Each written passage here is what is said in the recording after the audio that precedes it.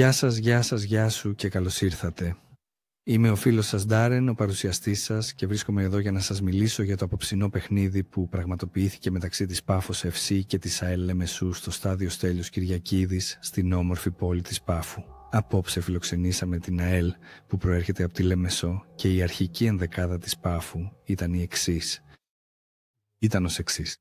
Στο τέρμα είχαμε τον Μιχαήλ, στην άμυνα τους Λούκασεν με τον Ντέιβιντ, τον Λουίζ και τον Γκόλνταρ και τον Σίμα στα μετόπισθεν, ενώ στο κέντρο η Ντραγκομίρ, Πέπε, Ζάζα, Όρσιτς και Κορέα. Αυτή ήταν η ομάδα που ξεκίνησε τον αγώνα. Υπήρξαν αρκετές αλλαγές αργότερα, αλλά θα τα αναλύσουμε αυτά στην πορεία. Τέλος πάντων, έχουμε μερικές ενδιαφέρουσες φάσεις για να δείτε και θα συνεχίσουμε από εκεί. Όπως βλέπετε, η διάταξη για το παιχνίδι πήγε αρκετά καλά και όλα κύλησαν ομαλά όπως ακριβώς το είχαμε σχεδιάσει.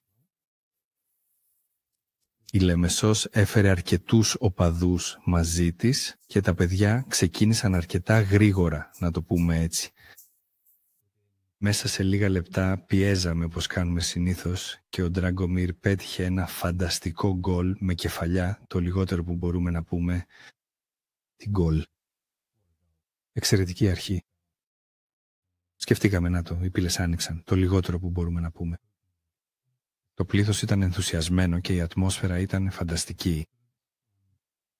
Η ΑΕΛ όμως δεν ήρθε για να παραδοθεί.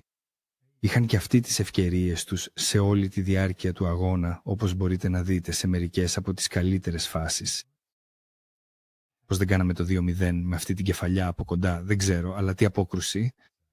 Τα εύσημα όπου πρέπει. Όπως λένε, βγάζουμε το καπέλο. Τέλος πάντων, συνεχίζουμε τώρα με τα στιγμιότυπα του αγώνα.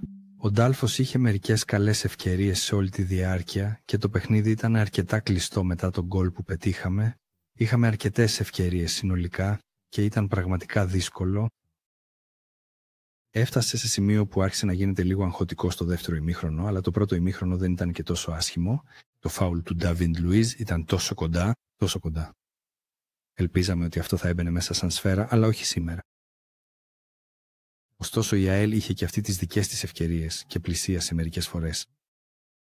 Αλλά το σκορ έμεινε στο 1-0 μέχρι το ημίχρονο. Και από τα στιγμιότυπα φαίνεται ότι είχαμε αρκετά καλές ευκαιρίες σε όλη τη διάρκεια. Και μερικές διαμαρτυρίες για πέναλτι εδώ και εκεί από τους αντιπάλους. Ο προπονητής της ΑΕΛ κατάφερε να πάρει κίτρινη κάρτα για... Νομίζω ότι ήταν λίγο υπερβολικά ενθουσιώδης, αυτή είναι η λέξη, υπερβολικά ενθουσιώδης. Τέλος πάντων, κοιτάζοντας ξανά τα στιγμιότυπα, είχαν τις ευκαιρίες τους, πραγματικά έπρεπε να σκοράρουν εκεί, είχαν μια καλή ευκαιρία και απλώς ένα αδύναμο σουτ. Οπότε, αντίο. Πολύ αγχωτικό προς το τέλος.